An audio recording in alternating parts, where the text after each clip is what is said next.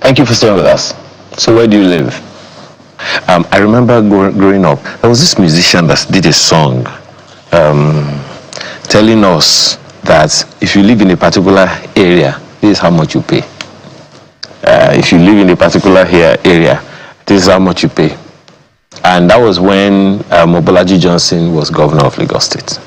If you live in this area and described it, this is how much you pay. I'm sure that our guest will remember that song, but I don't remember the name of the artist. He said, the chorus was, in other words, don't be against the government, support the government of Bolaji Johnson. So one of what we have come to understand these days is that Nigeria's housing deficit is huge, something in the region of 17 to 20 million housing deficits. And one is wondering exactly how we're going to be able to tackle that given the challenges that we have on our hands. Let's have conversations around that this morning with Dr. Edward Akinlade, who is a chartered accountant and group managing director, Hardin McCall PLC. Thanks for joining us this morning. Thank you for having me. This housing deficit thing, first of all, it's ageless, that your location determines the costs of your accommodation. Is that fair? I think the driving factor is actually in the land costs. So if you look at Lagos, the most expensive land in Lagos is Eko Atlantic City, and that determines what your rent is going to be. And then you go to Banana Island, you go to VI, you go to Lekki, Ikoyi, and then you come to the mainland. So the cost of building in most of this area are the same, except you want to finish it to an high luxury. So it is the land costs across different areas of Lagos that determine what your rent will be. So you cannot expect to be living in Ikorodu in a 2-bedroom apartment and expect the same rent will be if you are living in, say, Eko Atlantic City. Completely different. So that's the drive. The question I'm asking is why? Who determines how? Okay, what exactly determines it?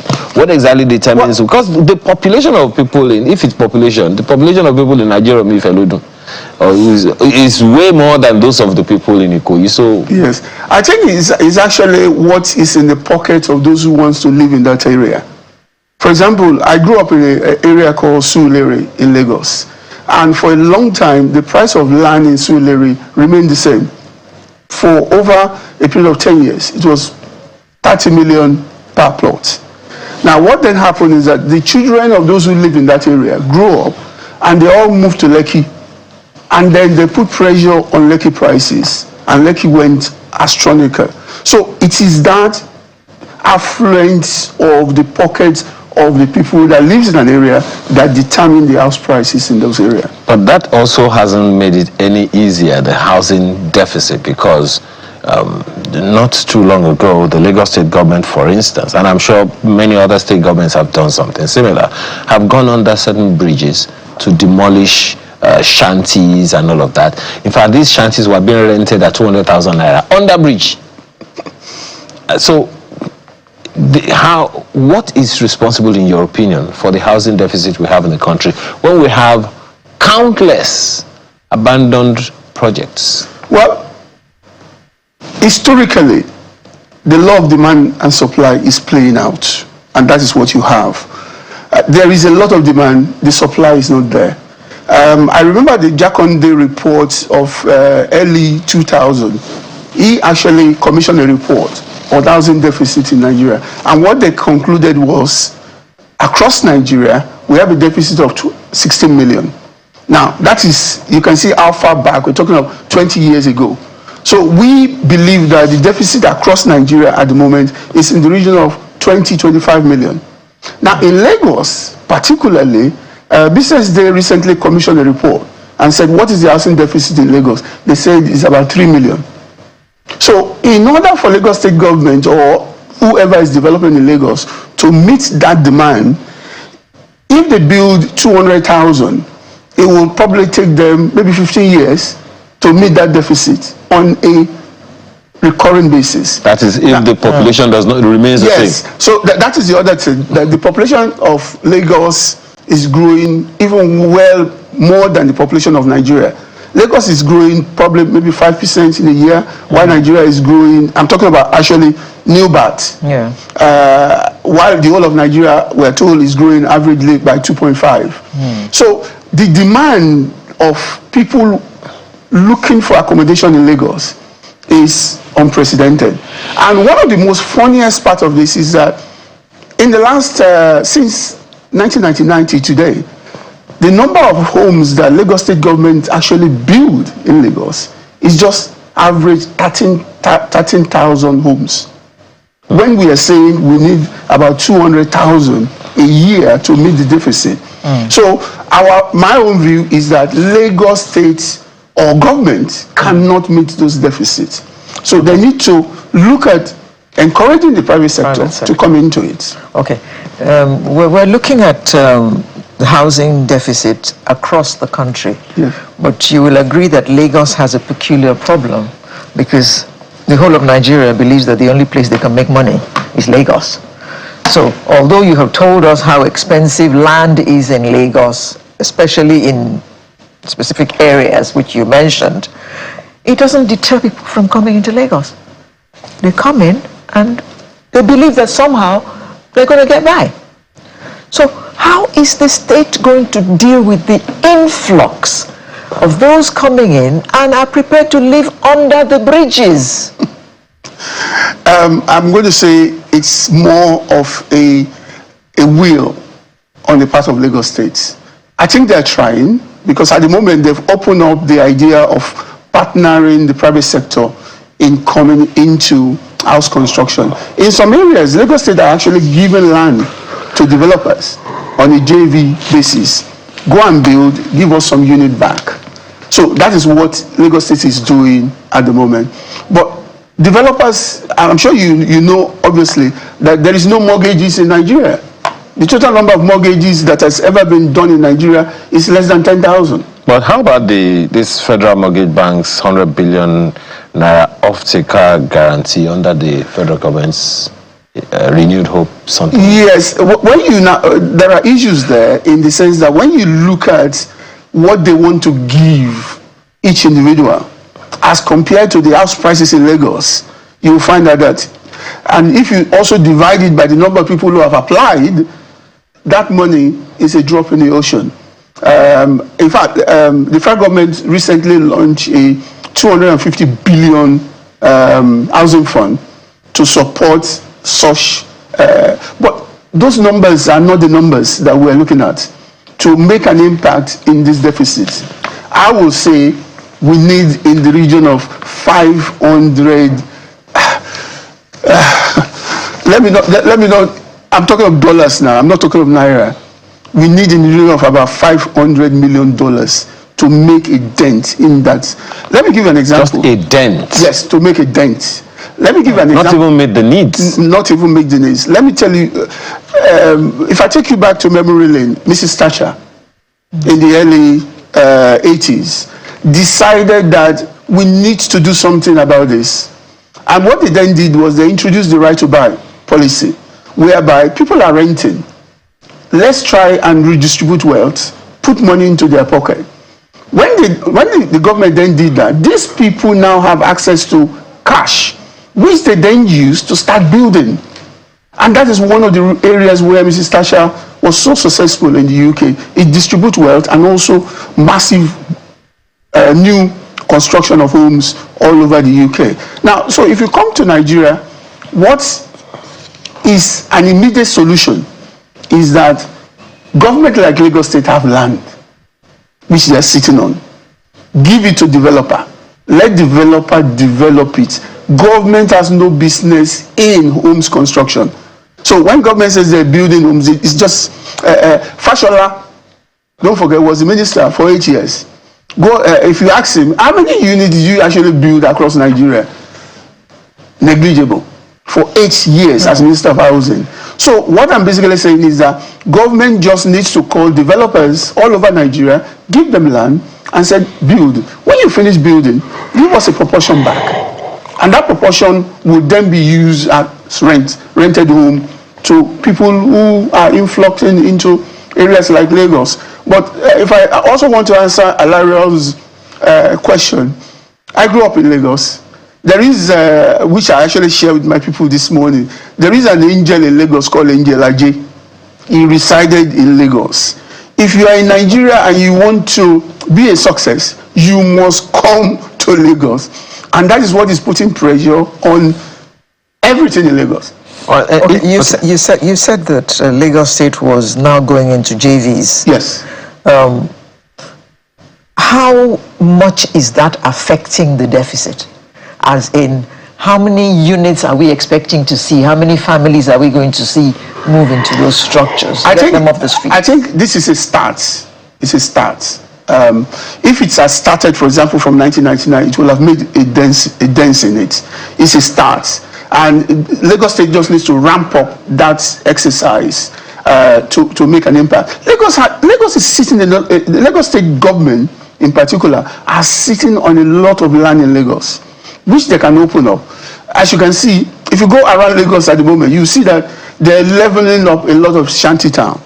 I don't want to talk about the social issues there, but those land can be given to developer. Lagos does not need money to build it.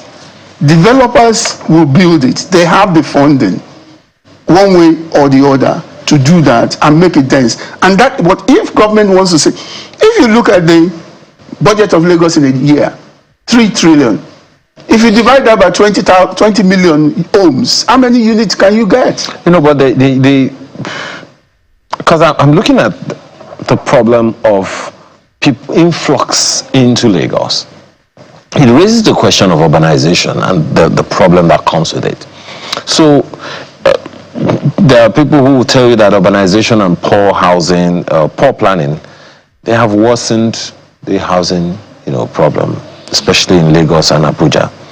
So how, in your opinion, can better urban planning and decentralization reduce housing pressure in these cities so that people can stay where they are? There are various governments can do stuff, and then we'll reduce the pressure on these urban cities. I think the attractions of those, capital city of Nigeria is what is driving our people in here. Attraction of Lagos. If I get to Lagos, I'll get a better job from what I will get in Ogun or Borno State. So that attraction, we need to move it away. And also, I remember while growing up in this... My apologies. So how do we move that attraction away? How do we encourage people to stay where they are so that the growth can happen there? Yes. They can also create the Lagos or an Abuja where they are. Yes. And that takes me to what I would call regional development plan. We have all these development commission all over Nigeria at the moment. If those organizations are actually investing locally, there will be no need to come to Lagos or go to Abuja. But they're not actually spending the money in those localities. And that is what is creating those deficits. For example, if you go to say, the Niger Delta, I remember attending a program at the Nigerian Stock Exchange, and somebody was saying, why are people not coming to do estate in Warri? And everybody burst into a laugh. If you go to Warri and put 10,000 units there, what will people be doing? If they're in those homes, there's no job for them. And that is what I'm saying. Develop those areas, create jobs in those areas. People will stay. They don't need to come to Lagos. And this is one of the areas that we need the will, I would say government will, to direct energy in that direction. How do you intend to affect this deficit? Are you hoping to build affordable housing? And how are you hoping to do it? Because I'm looking now at the cost of money. Well, on my own side, what we are doing is that we are actually going to the Nigerian Stock Exchange to raise money on a big scale. And we have bought a huge land in a place called Majidun before Ikorodu, which in an area that we want to be building conservatively about 500 units in a year or on an annual basis. So we want more developer to follow suit. There is money in the Nigerian capital market for these purposes. So rather than going to Nigerian bank and saying 25-30%, which is a killer. So we are actively encouraging. I'm one of those people who will say Nigeria needs a lot of Dangote. If, for example, we have 1,000 Dangote in Nigeria, you know where we will be. So if we have 1,000 people actively building 1,000 units of homes in needed area, our problem will be less. Let's talk about solutions. Let's talk about technology as a solution. As at this year, we hear that the real estate market is projected to achieve a value of $2.61 trillion this year, 2025. So, in your opinion, what role do you think technology and innovation can play in accelerating housing solutions? Massively, in the sense that methods of construction has changed worldwide. For example, I was driving on Allen Avenue by Opebi some few days ago, Toyin Street, and I saw a fast food restaurant. It's been put up within 1 month. And what did they do? They just assembled some containers and finished it, and it's there. And those are the type of techniques that needs to come into affordable homes. And that's why I'm saying technology, it has to be technology driven. If you go to places like South Africa, a block of flats can be assembled within a period of 1 month. Why? They will have gone to build fabrics of these homes somewhere. So in mass, yes, in mass numbers. And they will just come, put it up. In 1 month, finish. So those are some of the things that we need to embrace here. But don't forget our construction method has always been bricks and cement, iron, bricks and cement, iron. Technology has moved on abroad. So we just need to bring that in here. And we also need the government to say, we'll support you if you go with all this green technology. But so far, nothing. Tell us about the government's 250 billion naira real estate investment fund. Yes.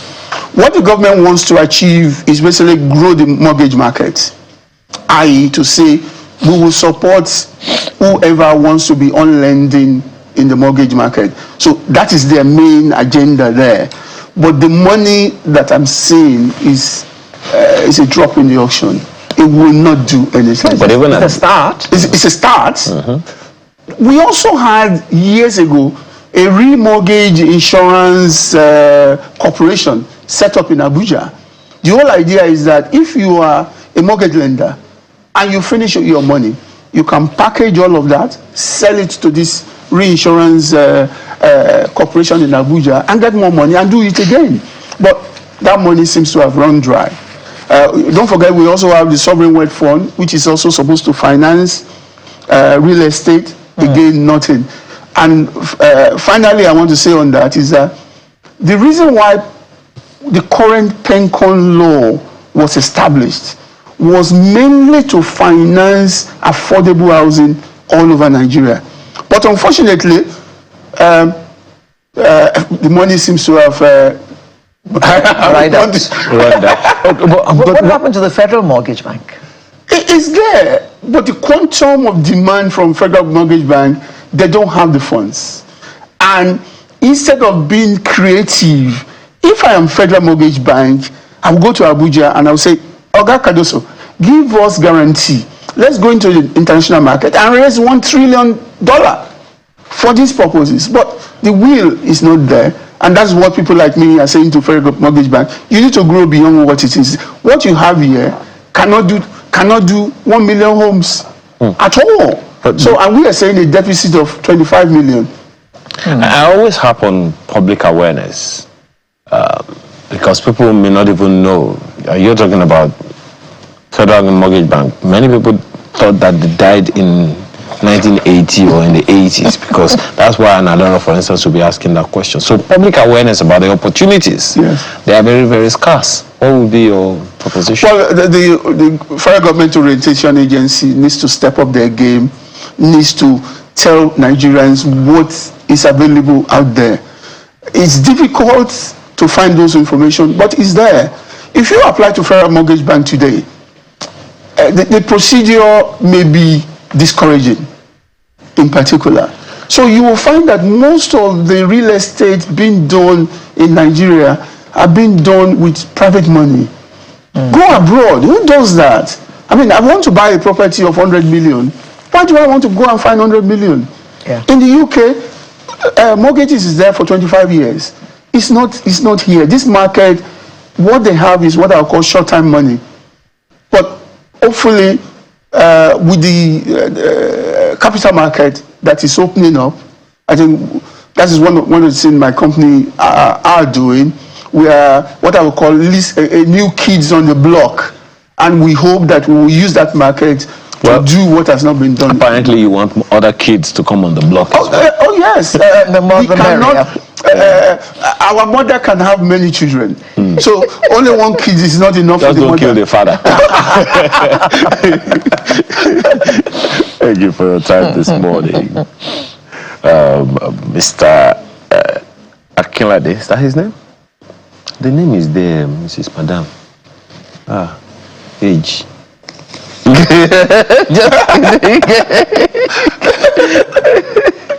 Thank you so much. Thank you for having me. I didn't do it. I didn't do it. Dr. Edward Akinlade, Thank you very Chartered much. Accountant, Group Managing Director, Haldane McCall PLC. Thank you for having Thank you me. very much for coming. Thank you.